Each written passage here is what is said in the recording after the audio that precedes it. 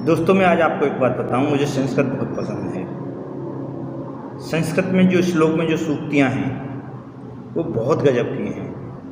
कुछ लोग कहते हैं कि संस्कृत क्यों पढ़ाई जाती है, लेकिन संस्कृत बहुत ज़रूरी है। एक भाषा के रूप में मुझे बहुत ज़्यादा पसंद है। संस्कृत पढ़ने में जितनी कठिन होती है, याद करने में उतनी ही सरल है।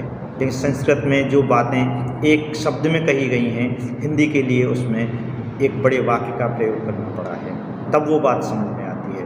आज मैं एक आपको श्लोक बताऊं। विद्या विवादाय धनम मदाय शक्ति परेशान परपीड़नाय खलस्य साधो विपरीत में तत् ज्ञानाय दानाय च रक्षणाय। विद्या विवाद के लिए होती है, एक दुष्ट व्यक्ति के लिए। धन यदि उसे प्राप्त होता है तो घमंड के लिए होता है। यदि उसके पास शक्ति होती है तो उसे वह दूसरों को प्रताड़ित करने के लिए, दूसरों को दुखी करने के लिए इस्तेमाल करता है। जबकि कोई सज्जन व्यक्ति होता है, यदि उसके पास विद्या होती है तो ज्ञान के लिए, धन होता है तो उसका सदुपयोग करता है दान के लिए, और यदि उसके पास शक्ति होती है तो उसका उपयोग वो रक्षा के लिए करता है, दुष्ट की तरह नहीं होता।